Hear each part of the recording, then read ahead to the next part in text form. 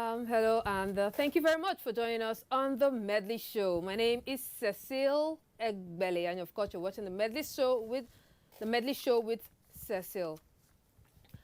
Today, we'll be talking about toxic relationships. I know maybe, in the month of February, it's supposed to be all love, roses, candies, flowers. Yes, that's good. We've done that and passed. So it's time for us to talk about something which is a reality in the lives of many people, but somehow we just hide and pretend that all is well. Many people live in toxic relationship. When we talk about toxic relationship, what do we mean? Relationship where we're not comfortable, where we feel suppressed, where our voice is not heard, and there are many issues around toxic relationship, and there are many areas we will be looking at as we get on with the program. And I have a guest with me. He's a psychotherapist, and you get to meet him right after this feature, which takes an overlooked view at toxic relationship, and is put together by Semben Uchuli.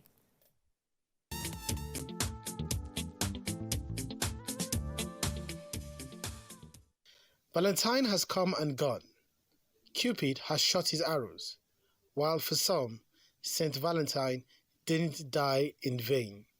When all the flowers have dried up, and the cakes plus chocolates have been digested, one either goes back to the reality that they are still in a relationship or just started a new one, toxic or not. But just to refresh our minds, relationship is the way in which two or more people or things are connected, or the state of being connected, a definition according to Oxford Dictionary.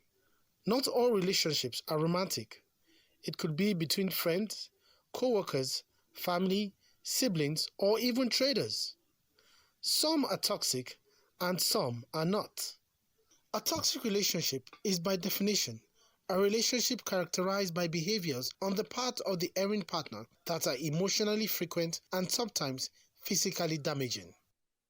Here are tips on spotting a toxic relationship. A toxic relationship damages self-esteem and drains energy. A healthy relationship contributes to our self-esteem and emotional energy.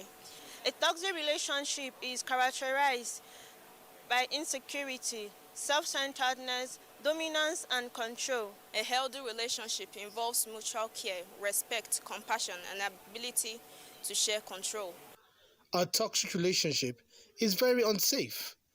Comfort and insecurity are absent in such environments, while a healthy relationship is safe, where comfort and security are present. Like everything in life, there are always types. What makes one stand out? Toxic relationships are no different, some of which are the belittler will constantly belittle you. He or she will make fun of you, essentially implying that pretty much anything you say that expresses your idea, beliefs, or wants is silly or stupid. The guilt inducer. This is where the guilt inducer controls by encouraging you to feel guilty anytime you do something he or she doesn't like. The over-dependent partner. Odd as it may seem, one method of toxic control is for your partner to be so passive that you have to make most decisions for them, even buying cars or what to have for dinner. The user. Users, especially at the beginning of a relationship, often seem to be very nice, courteous, and pleasant individuals as long as they get what they want. Relationships are bound to have some form of toxicity, even healthy ones. This and much more are what we will be looking at on the Medley Show with Cecil.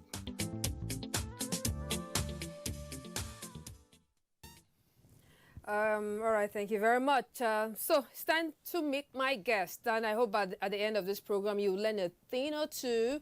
You go away with a thing or two. Like I said, he is a certified life, marriage, and family therapist.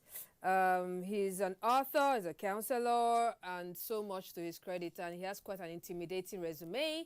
I can't take all right now. Anyhow, it's time to meet my guest, and he is Temple Obike. Temple, thank you very much. Thank you so much for having me on the show today. Yes, thank you very much for taking time to come around. Yes, so let's just go straight in. toxic relationship. You know, back in the days, our parents live in relationship where they tell you just have to manage. Now, so you be husband must beat wife. You don't need to love him. You go grow and everything. So what's all this big grammar about being toxic? Well, for me, when we talk about toxicity, it's also important to understand that the word by itself has a lot to do with thresholds, in the sense that the parent who is telling you that this is what it was and, manage your relationships and do this, they're only doing it because this is what they are used to. Yeah. That's why they're advising you based on that perspective. So this is the threshold to which they are able to handle negativity and toxicity, or they were able to handle it in their own relationships. Yes. Yes, so obviously that is where their advice will come from. Okay, so things have changed. Obviously things have changed. We're a lot more aware. All right, so let's talk about, first of all, let's go on to talk about why people hold on to relationships, even today, where, there are some relationships you just see people are just in it. But sometimes out of pity, out of the fact that, this guy has been nice to me, let me just remain in it. It might not be a marriage relationship, it can just be regular courting, dating. Let me just remain here. Who knows? Maybe the love will grow. Okay. He has been nice to me. He paid my bills. He's taking care of the family. So, have you had situations like that where you have to manage, and what's the way out? Oh, loads of them. Loads of them. First of all, if you're in a relationship where your partner is toxic and you're there, but you're there because you're pitying them, first of all, you're an enabler. Because what you're simply doing is enabling bad behavior. So if you're in a relationship where you find out that your partner is not everything they ought to be, and this is, of course, under the assumption that you are also everything you are supposed to be. Yeah. Yes. If you find out you're in that sort of relationship, the first thing you do is you call it out. Expressly. Put it on the table. It's up for conversation. These are topics to be discussed. You don't enable toxicity. You don't swallow bad behavior because but sometimes maybe the person is intimidated by the other. And truth be told, if you're intimidated by someone you're in a relationship with, then I question the grounds in which you fell in love with the person in the first place. Because love is mutual. Love has a lot to do with mutual respect for each other. So the word intimidation and love, truth be told, they're just a total oxymoron because they don't go together. If you love someone, they shouldn't be intimidated by you. Okay, so, right, fine. We got to sit down to talk about it. Okay. So, how does the conversation go so the other party will not feel hurt? Great. So the first thing you do is this. When it comes to handling a very toxic relationship, and this is dicey because toxicity by itself is a dynamic that seeks to get power and control in a relationship. So when you're talking to someone in a relationship whose original intent is to get power and control, and you're trying to talk to them about something as it affects you, which is toxicity, you have to be careful. The first thing you do is you do up a table for yourself, because before you approach a toxic person, you need to have your self-esteem intact. You need to be sure of yourself. You start with yourself. So the first thing you do is you bring out a sheet of paper. You write out, you create 3 columns. Where we are, what I would like us to have, and the possibilities of what we could be. You write it out for yourself because you need to read it, you need to be sure, you need to learn it. Because questions will come, attitudes will come that will make you doubt yourself. Yes, because there are different types of toxic people. So depending on the type you're dealing with, you need to arm yourself with knowledge, first and foremost, before you engage. Wow, okay, that's that's serious. I think we have some messages already coming in, but we'll get to take them later.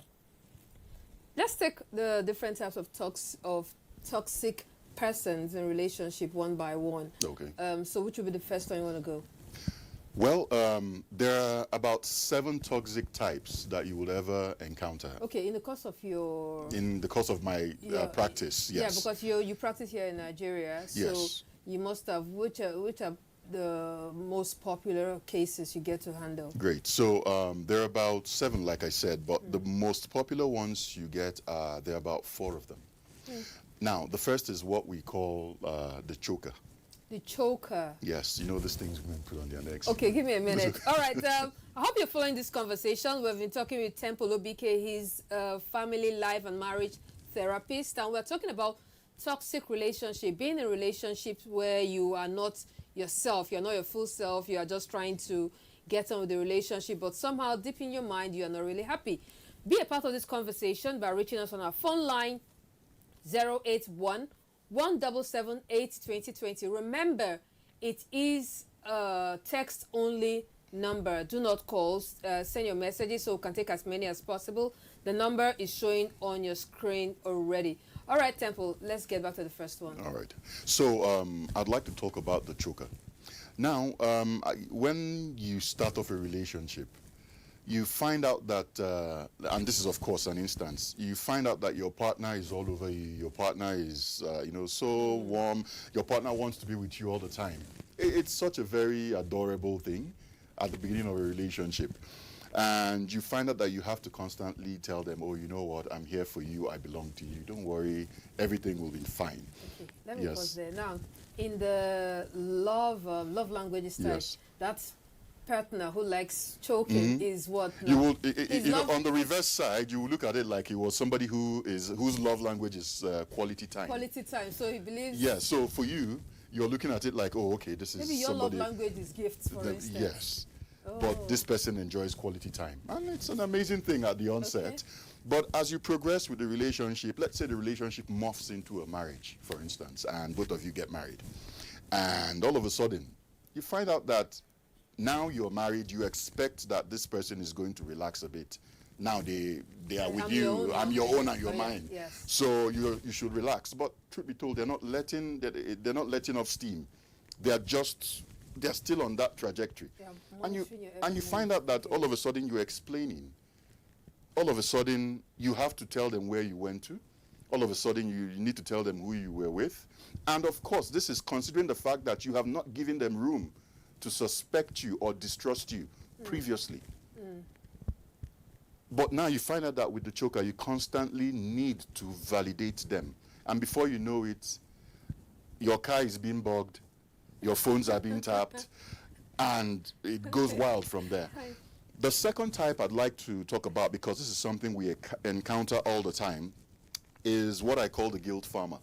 Now, the guilt farmer. Yes, I call them the guilt farmer because when I sit across couples and I listen to them speak sometimes, and it's so easy to identify a guilt farmer because their partners constantly feel like they're in a courtroom. Yes. Because everything is almost like a verdict. It's almost like guilty, guilty, guilty. So you're constantly in defense mode. Yeah, always playing defense. Yes, you're constantly in defense mode. And the sad thing about guilt farmers and most other types of toxicity is that these are things that we pick up from childhood. Because nobody jumps out of nowhere and becomes toxic. There was a question you asked, before we started about parents and what they would say. And I said something about them giving their advice based on the threshold of abuse they were able to withstand. And this is where it gets really interesting. When parents begin to try to control their older kids, without knowing it, most of the parents out there are actually guilt farmers as well. Tell us, explain how that works. And I'll give you an instance. Okay. You find out that parents, the older kids get and the more independent they become financially, maybe the kid is grown, you now have you're on your own. You've set out on your own path. You find out that the parent knows they can't turn you over and give you a hiding anymore. But you find out that your parents, when they're talking to you, most of what they might say is almost bordering on emotional blackmail. Where they tell you, you know what, you have to come to this event, it's a family gathering. You're like, but do I really have to be here? They're like, no, you have to be here. You have to be here. But because the truth is, if you don't, then you've done everything you will be doing to me. You've done it all. And you're guilty. Emotional Blackmail. And that's how you know. And one of the things we need to watch out about for guilt farmers is that when you notice that there's someone around you who, whenever they forgive you, you feel light. You feel relieved because they've forgiven you. It's almost like they give you forgiveness as a gift. So they forgive you and you're like, they've forgiven me. And tomorrow, you're guilty again. Okay. Then they forgive you again, you're light. Once you notice that oscillation. Wait, do the guilt farmer, do they intentionally do that to make you feel guilty? Yes, it's a tool. Wow. Because to keep that's you the in tool, control. that's how they get control and power in a relationship. Oh, okay. Yes. All right, Temple, let's take a few messages. Right. When your partner cheats and lies about it until you find out, do you take him or he back after several pleas and remorse feelings? That's one. Let's take two. Let's take two questions. Okay. I love someone and he doesn't love me. What do I do? Please write your name and where you're writing from. Thank you. Sure. Okay. So when your partner cheats and cheats consistently and apologizes for cheating, the first thing I need you to understand is that infidelity is a cognitive action. Cognitive in the sense is it's a learned behavior. The guy who cheated on you in 2018 is not the same guy who is cheating on you in 2022. He's learned. You think so? Of course, he's evolved. Is it possible that he has gotten better? No, at he's cheating? obviously. He's evolved. It's not the same guy who cheated on you in 2022. He has So, improved on his stature. so what it simply means is that if you have someone on your hands who is consistently cheating and always apologizing because they got caught, there's a difference between cheating, feeling remorseful, and coming out to your partner. But there's a difference between cheating, getting caught, and apologizing over and over again. That learned behavior, that aspect of infidelity is worrisome. Because a partner who cheats on you, be it a husband, be it a boyfriend or a girlfriend, A serial cheat. is a serial cheat, as long as they do it consistently. Because there are different types of affairs. If you have an affair, the first thing you do is understand why you had an affair. If you understand why you had an affair, you can unbundle an affair. But if you do not understand it, you will keep having affairs. So to the second question, I have a partner who loves me. And I love someone and he doesn't love me. And he doesn't love me. Okay, well, love is mutual. Love is a two-way street. And I always tell people, when you talk about love, first of all, understand what love means to you. To you, yeah. Because love, I hear people say, oh, I'm in love. And it's shocking that as a therapist, after sitting down on the couch for 12 years and listening to people, I get to a point where I'm struggling with the concept of love. And I'll tell you what the struggle is. It's not like I don't believe it exists, but I don't believe in the definition it has. Because when people say, oh, I'm in love, the question I ask you is two people who are about to get divorced. I see people who are about to get divorced quite frequently. And one of the questions I pose is, do you still love your partner? But you know the strange thing, for every time I ask that question, 70 to 80% of the time what I get is, yes, I still love my partner, but you know what? But We have irreconcilable differences. So the truth is, what are those irreconcilable differences? There's an exercise that pulls out what love means to you. Love is unique. What love truly is are the things that attracted your partner to you. so, in answer to this person's So question, answering these people's questions, the first thing is, something attracted you to your partner. So if you're saying your partner does not love you back, first of all, you need to define and understand what love truly means for your partner.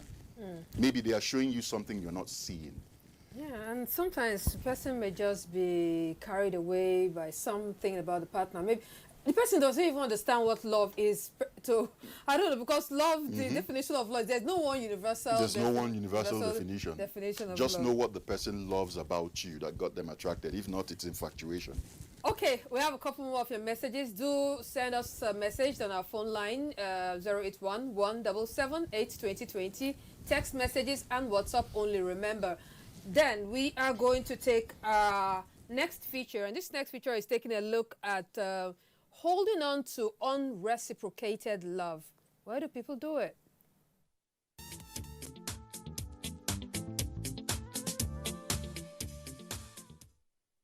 Love is what binds people together. Love is full of compromise. But the question is, why do people stay in relationships where the affection and efforts are not reciprocated? Have you found yourself in such a situation? On paper, things appear black and white. It seems logical that if a situation causes harm to your well-being, whether it is emotionally or physically, that one would simply leave. However, when emotions are involved, things are rarely that simple. Statistics of current relationship trends indicate that people tend to interpret love selfishly, which is a lot different from what the word actually entails. Love has become a safety net. For some, they go into marriages and relationships for the sole purpose of achieving their undisclosed aim, which might not favor their partner. Being with someone for the wrong reasons tend to bring about unreciprocated love to the recipient, and holding on to the person even when the odds are glaring may cause more harm than good, mentally and sometimes physically. Holding on to your partner even when it is obvious you do not love them, in some cases is because your partner might be giving you a sense of security, care, emotional, physical, and psychological support. And other reasons might be out of pity because of the fear of your partner being depressed, having low self-esteem, or committing suicide. As a result of these fears, your partner might choose to stay back in the relationship. Nobody has ever measured how much a heart can hold. Love is a fire, but whether it is going to warm your heart or burn down your house, you never can tell. Regardless, we shouldn't limit ourselves while loving because of the fear of the unknown. Love freely and selflessly, and only then will you understand that being deeply loved by someone can give you strength, but loving someone deeply gives you courage.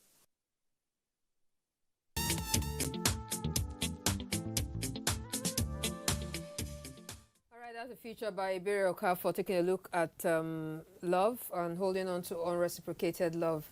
Okay, let's take a couple of your messages because I see them coming in. So many of your messages. Now, who is this? Sorry, please don't call. When you call, I don't get to read the other messages.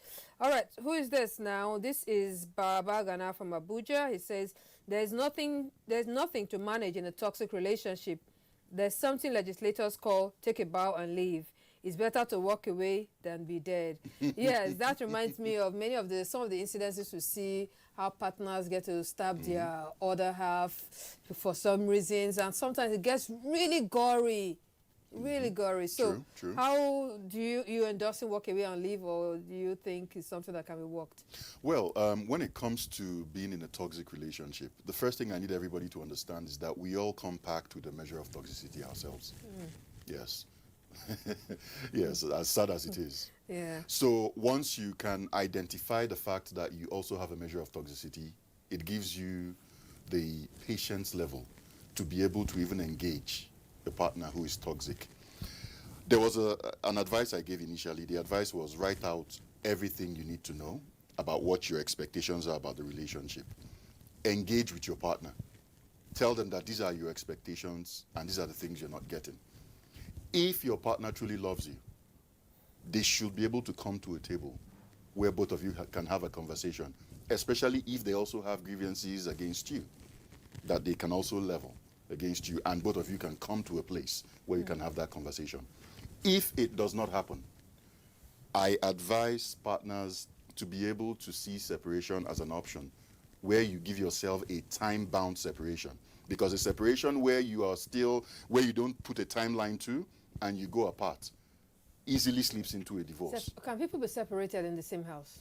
You can actually arrange it, but ideally a separation should occur outside of the same physical space. It could be anything from a weekend where two of you decide, you know what, this weekend, go to your mother's place, or I leave the house for you. You know, have your space. Let's reassess where we are. It could be 3 months, it could be 6 months, it could be a year. Yeah, but Then when it doesn't work, at that point, everybody goes their separate ways. welcome to Nigeria, where the man is the head of the house. There is this whole ego thing. Then the woman calls for. I think we need to sit down and talk about this thing. So it has come to the level where you have to call me to sit down and talk. Yes, you're very right. And this is a very sad occurrence because it is the norm. It is the norm in society. I hear it every day. But if your wife wants to talk and you're miffed at the fact that your wife called you to have a conversation, then it means that there's no mutual respect in that marriage. Your wife is not subservient to you. Your wife should be submissive to you. But even in the submissiveness, submission is something you give to your partner as a gift. It is not demanded for. When you demand submission, it's almost like telling somebody you must respect me. Once you hear a man say you must respect me, there's already a problem. Okay, let's take a couple of these messages very quickly. Okay. This person, once again, you've not written your name or where you're writing from, but he said, my husband always accused me of stealing his money. I don't feel comfortable with him. That's one. Then this other person says, a partner that is illiterate but helped me. Then I married him. After marriage, he changed. He started abusing me and talks anyhow to me. Please, what can I do? Can you note those two? I'll take a third one. Good afternoon. Good day, Cecil and Temple. I need answers to what I'm going through. Please, I have a friend who kisses me and says we are not in a relationship, but what should I do? But Well, sorry. Are take you the done with last your one question? first. Okay. Let's take the last one first.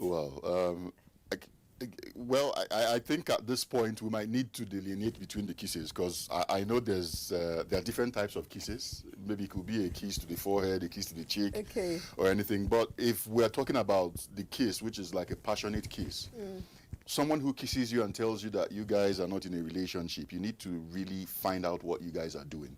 You must ask him what you're doing. Because if he says you're not in a relationship, then I think he's implanting suggestions in your mind. You don't want somebody who is suggestive. You need someone who is assertive, who knows exactly what they want.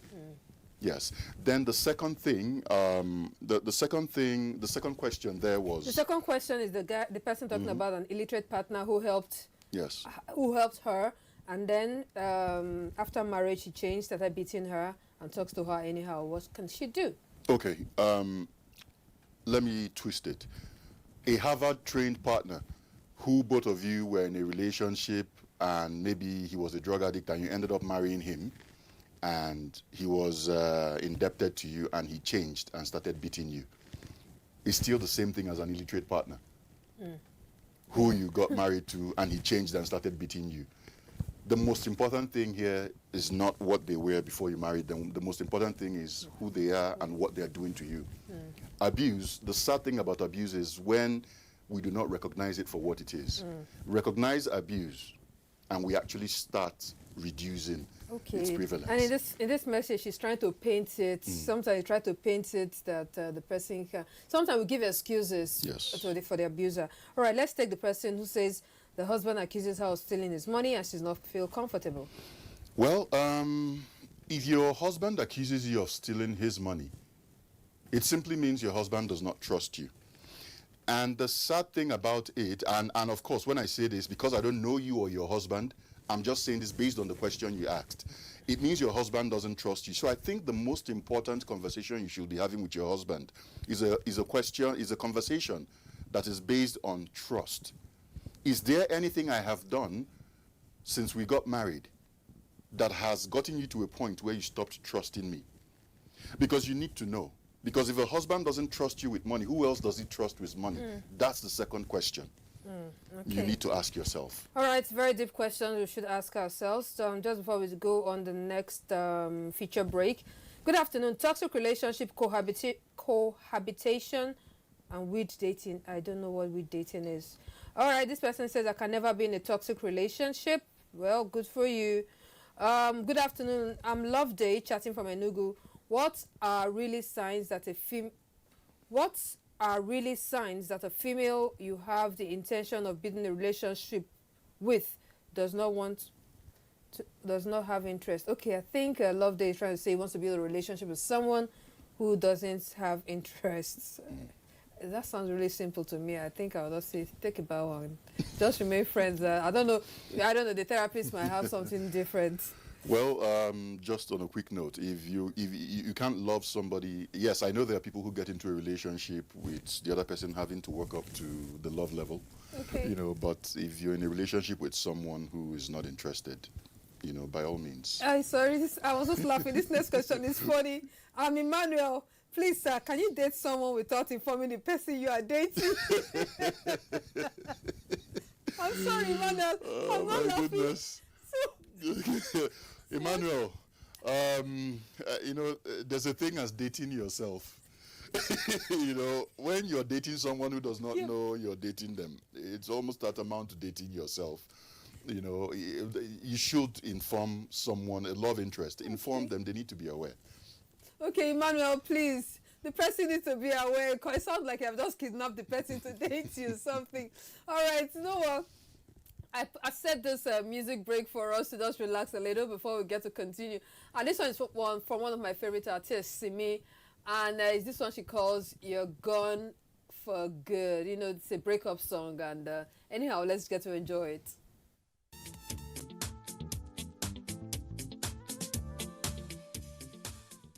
Okay, thank you very much, Simi. I really love your music all the time. So, who is this? Let's take a couple of your messages. This is Ibrahim from Minananja State. My question is, please, I love someone, but I don't trust her. Please, what do I do?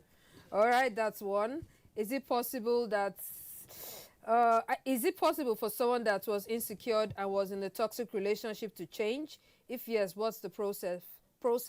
Alfred from Rivers State. All right, can I take Alfred first? All right. Yeah, you get a question, right? I do. Okay. I do. So, Alfred, if you were in a toxic relationship and it got you to a point of insecurity, the first step towards real change is identifying that there's a problem in the first place. So the fact that you know that you were in a relationship that changed you as a person, I think it's part of the job done. The next thing you need to do is to either opt in for therapy with the help of a professional near you to help you walk you through. But if you can't find that, what you need to start doing is keep an emotional log. For every single time you feel yourself going out of term, out of step with your partner, maybe you're suspecting them without them having done anything per se, put it down and next to it write out what triggered it, because there's a trigger. There's something that happens that reminds you of something else. So when you put it down next to it, what you do is you start building a log for yourself. After a while, that log begins to tell you a story. Okay. It starts telling you, for every time this happens, I react. When this happens, I react. And what you know, what you have, what you preempt, you have power over. Okay, we'll take more very, very quickly, and then you give us the next two All right. of the types. My partner doesn't like me traveling at all. He feels I'm cheating once I'm out. And right now, I'm pregnant with depression. Yet he refuses. I'm pregnant with depression, yet he refuses to feel my pain or help. All right, who is this? What if you have a partner that cheats and doesn't apologize? Gift from Ekpe. So which of them do we take first? Whichever you want to take first. Okay, so there's a lady that said her partner doesn't trust her. Then there's another lady that said she's pregnant, but her partner also doesn't trust her. So I think we'll combine both. When it comes to trust and relationships, like I said earlier, there are three major things it takes for a relationship to work. The first is communication, good communication. The second is intimacy. And the third is trust. These are the three things you build an amazing relationship on. If you do not have trust for your partner, it means that something at some point would have happened, or it means that you're married to someone who is insecure, naturally. Okay. So you need to figure out which of those it is. If it is from the person, they need to work on themselves. If you have done something to trigger distrust, you need to become accountable. And accountability means you need to tell them where you are for a period. It's not you doing it forever. Okay. Until they get to a point where they start to trust you again. You rebuild trust. Or you make them actually continue, you make it a trend, and you are just committed to always explaining yourself. Yes. That can happen too. Yes, which is why I Okay. said you do it for a while until they get to Yeah, that but point. if you give for a while and you stop, it can be a problem too, because then you now wonder, hey, she has stop now, that's a problem. Which is why they need to know as well. Okay, Yes. I know he has so much to say, and you have so many questions to ask. Talking about trust and commitment, we put a feature together on that, and I think you might really like it.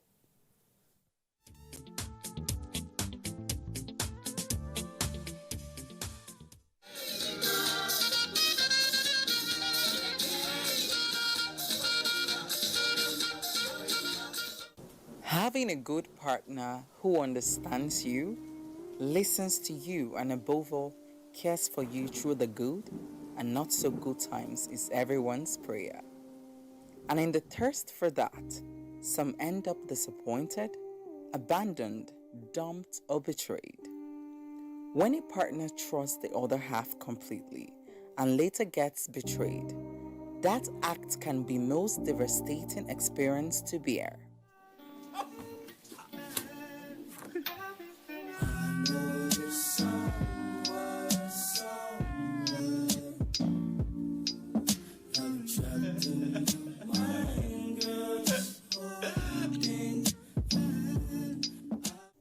To start a healthy relationship, both parties should scan and ask the following questions.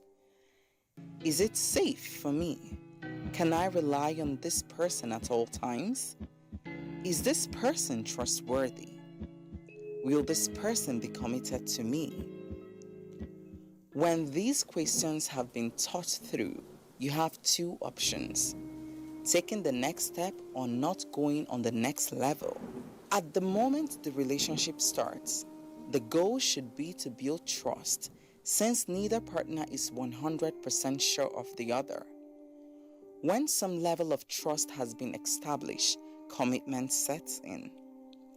This is a pledge, an important ingredient that keeps them together. In every relationship, there are conflicts, but with trust and commitment, the union can only get stronger. The heart is broken, a wound that must heal. Love isn't just a word, but an action that sticks without fail. The journey of commitment is unseen, built on consistency and in keeping your words. Attach determination and I will pay attention. To your call of conviction, give me the benefit of doubt, as I take the chance not to hurt. Express your feelings as I build my bridge in your hearts. Unconditionally believe me, for I am more than strength. Hold on to me as I find the way to your hearts. With commitment, there comes trust. Okay, thank you very much. If you're just joining us, this is the Medley Show with Cecil, and of course, I'm your girl, Simply Cecil. I will be managing toxic relationships. I have my guest with me on set, Temple Obike, a therapist, and he's been talking to us about it. And I see your messages coming in, so many, and it really pains me sometimes when I really can't take your messages. Yeah, your own messages, I know, but there's nothing I can do about it. But as much as possible, just send it. You just may be lucky I will get to read your messages. Please tell your brothers and sisters who have been calling this line not to call this line so that I can read your messages, you know. And our phone line once again is 081 177 2020. Showing on your screen right now. Temple, you explained, you talked about first two types Yes. of toxic relationships. Very interesting. That's the choker, and the guilt farmer. Tell us the third and fourth. Okay, now for the third, we have who I like to refer to as the Goliath syndrome.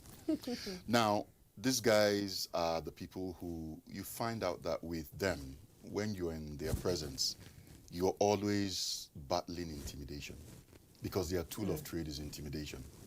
They are the brutes. They are the guys who will shout you down. They don't want you to have a voice. So in a relationship, you find out that there's a dynamic. They are also masters of insensitive jokes. They are the ones who you find out that with them, they say things at random. They don't really care how it drops. Okay, give me an example. For instance, the guy is, the Goliath is, maybe he's from an influential family and he gets to marry someone who is not or she is from an influential family, so and he is not so much. So sometimes she rubs it in to make the person feel like, after all, we pay the bride price. You're right. You see, and I like the fact that you twisted it. You said, or she is. Because, you know, sometimes when we talk about toxicity, most times there's always like a male stereotype where people assume naturally that males are more toxic than females. But in actual fact, it's either ways. So back to your question. You find somebody who is from a well-to-do family, and you find out that because their partner isn't that well-to-do or does not come from that privileged background, you find out that without even knowing it sometimes, they usually are not open to conversation with them. It's almost like their way or the highway. They don't want you to have a voice. So you find out with them, these are people who will make insensitive jokes. They can crack jokes that they know affect you psychologically, emotionally, and physically. But truth be told, they're not really, they could be bothered the least about it. Sometimes they don't know how it hits you. They don't know how it hits you. Now, the fourth type I'd like to talk about are the ones I call the opportunists. And you see, these ones they're a very special group. If I like to put them that way, they're a special group. Okay. Because looking at the society we live in today and the way things are, you see, with the opportunists, they are usually really nice people to everybody. They are nice, they are charming. And with them, you find out that you have no qualms whatsoever doing things for them, because they almost look like they appreciate what you do. Oh, yes. And the fact that they look like they appreciate what you do, what happens to you is that spurs you to do more. To do more. Yes. But, you see, their toxic nature comes out when what you used to do for them stops.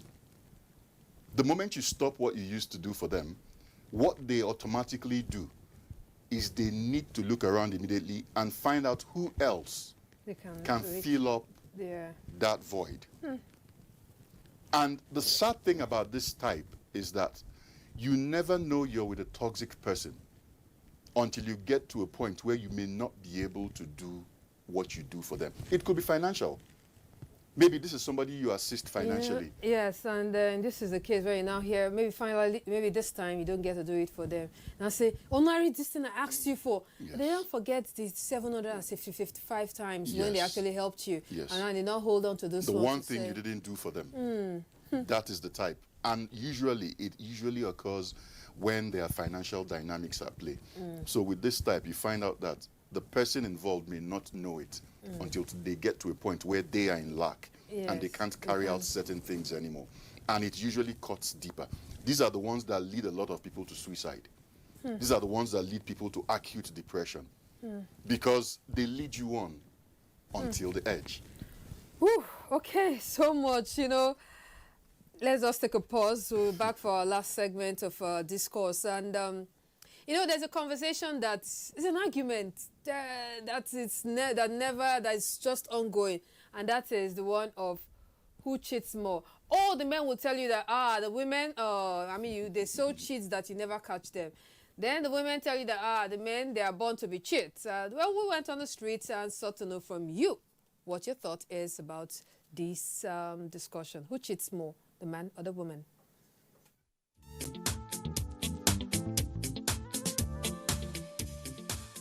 The female cheats the more in a relationship because I think they have this spirit of infidelity in them. So most times relationship gets to go into dish because of probably what some men use in enticing their ladies. I'll give it to the men. The men cheat most because women have the mentality of this polygamous nature where they don't tend to be satisfied with the woman. They want to go outside, maybe to be keeping the lady. It's okay, they might be loving her, no problem. They give her whatever she wants. But at the end of the day, they will be going outside to cheat. And that is just their nature. For me, I would say in most cases, women end up being the one that cheats the most in a relationship because they don't have the mental capacity to bear some pains because they just believe that everything should always go on fine in every situation they find themselves. Many men do cheat a lot than women, simply because a lot of men have the freedom of going about looking for one girlfriend and the other. You understand? But most women are restricted because of their gender. They are restricted to certain places and certain things they do. Women cheat most than men. Why? Because there are some men who are sincere. But there are some women, they will try to get from here, get from here. That's why I see many women lost at the end. I think it's the man, because by nature, men are promiscuous. It is only by the grace of God, the fear of God, that make them to control that ability. Because a man is moved by what he sees. And so if a man doesn't have the fear of God, he chases everything he sees because that is how God had made them. Both of them cheat. If you don't have like me, for example, if you don't have a God-fearful woman, when you left home, your wife or your woman can do anything with them, like. And the women like nowadays women that we have, most of them they cheat.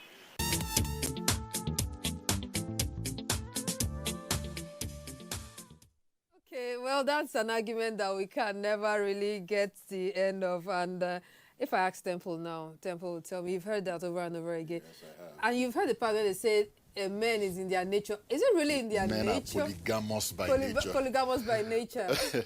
Well, for me, I think when it comes to this issue of cheating, I think at the end of the day, I think there are a lot more, and this is obviously research-based, the men are more inclined to cheat than women are.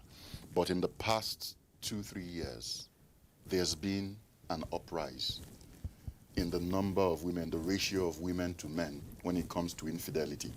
And this is as a result of the fact that a lot of women are also becoming a bit more empowered. You know, for men, they felt a bit more privileged at the time, where they felt that most of them had a lot more earning power. And with earning power came a lot of decision-making power. But now, with the women, some of them are also starting to rise through the ranks, which is an amazing thing. Okay. You know, but of course, it's also contributing to a lot of cheating. Okay, I just want us to take as much as we can take. I have a very good friend of mine. I love and trust her, but never know she's dating my boyfriend. So what should my reaction towards her be? I'm still Lucy Paul from Kano State. Lucy Paul, please, let's just stick with what we're talking about, toxic relationship, and as so let's go straight to the point. We have so many messages, or do you want to touch on that very quickly? Just briefly. Yeah. A boyfriend who sleeps with your friend, yes, will become a husband who sleeps with another woman. Simple. Wow, I like that. Good day. Please, I noticed when I and my partner are not together, I miss, and when I want to see him, but once he's around, I get irritated and always angry. Briefly. Okay, amazing question. That means that you and your partner need to bond, because if you're getting irritated when you're with your partner, it means that you're more in love with the concept of being with him than actually being with him. Can one quit a toxic relationship or marriage, or manage it after marriage? Sorry, let me take again. AB from Benin, I don't get your message. Can one quit a toxic relationship or manage it if after marriage a relationship becomes toxic? Can they manage it after marriage? Well, how did you even get married to when you know they was toxic before? Good question, because except of course, let's assume the person wasn't toxic when they were dating, and now after marriage you found out that the person was a toxic person. What you do is simply write out what you want, what you do not like, where both of you currently are, what you hope to change, and what it will impact, or its impact in your marriage when it changes. Then have this conversation with your partner if your partner truly loves you, they will onboard with this conversation. If they do not onboard, you need to let them know that this is enough. It's a serious enough issue that can break the both of you apart. All right, Damilola from Lagos is asking, I had a relationship which at all times will quarrel on just very little things. And every time my woman never gives peace easily. We have been together for 4 years now. Okay, they actually are always arguing, and he says that the woman never gives him peace. Mm-hmm. So what does he want to know? He's asking what to do. I don't know how to answer that. What to do? Well, peace is relative. It depends on what peace means to him. You know, if peace for you is having you time to relax, or peace for you is both of you hanging out, you need to define what peace is to your wife. Okay, let's take this. Good afternoon. My name is Aishat from Lokoja, Kogi State. There is this man I'm in love with, and he said he wants to marry me, but he doesn't give me anything. Rather, he do collect from me. Although he told me he doesn't have salary for now because he's trying to pay a loan with his salary, but I'm scared of marrying him. Amazing. Aishat, right? Yes. Okay. So the first thing you need to do is figure out what he used the loan for. Because he had the capacity to get something from maybe a financial house or from somebody who gave him money, because he needed it for something. I think the first place to start from is understand what he used the loan money for. If you get to the root of it, then you can begin to figure out why he doesn't give you money. Does he not give you money because it's in his nature not to give you money? Or does he not give you money simply because he cannot afford to give you money at this point? I think the first thing you need to get to the root of is what that loan was used for. And was he giving her money before? And if he was giving you money prior to the loan. Yeah, to the loan. Yes. Good afternoon, Cecil and Temple. I'm Angel from Bayelsa. I have a boyfriend that I love so much, but he tells me he loves me, but I am not sure because he doesn't... Your message is not complete. Okay, let's take another person. My name is Ishak from Kaduna. What means? Okay, please, Ishak, send your message again in English. I'm Bala from New Busa. I love someone, but she's pregnant for someone. What can I do to let her know that I'm deeply in love with her? Well, Bala, I know these are issues that touch the heart, and you see, if you love someone who is pregnant for someone else, if she tells you in that state that she loves you, you need to approach it carefully, because it could also be out of desperation, but it could also be out of the fact that maybe she's recognized that you were a better choice for her. But what I would advise you to do is allow her give birth, allow her get to a point where whatever decisions she's making as it concerns you will have nothing to do with the current circumstances at hand. Okay. Yes. We have to leave now, but Yosef from Port Harcourt has sent a message 5 times. Okay. So let me just take it. I love someone, but I've been trying for both of us to move together, and I planned for our marriage. She's not responding well. What should I do? In 1 or 2 sentences. To move together as She wants them to move in together, I think, or move on to the next level together. But she's not responding well, according to him. What can he do? Well, at this point, you have to also consider, because at this point, we might need to delve into a bit of spirituality. Because if this person is a Christian and she's not moving in with you, I think it's the right thing to do. Because if you love someone, the first thing you do is get married to them. After you get married to them, then they can move in with you. There's a process to these things. Temple OBK, thank you very much for coming around, and I appreciate so much. I like the many points and angles you've looked at, even though we know there are 7, but you've been able to take 4, which I think encapsulates so much. Yes. Hopefully we'll bring you back again when next you're in town. With all pleasure. All right, we've been talking managing toxic relationships, those relationships where you are just managing, where you are not too sure, you are a little sad, but you just feel like you should be there. These are the relationships we've been trying to talk about, and your messages have been coming in. I appreciate you. Thank you very much. But that is the much we can take on the program for today. I'm your girl, Simply Cecil, signing out.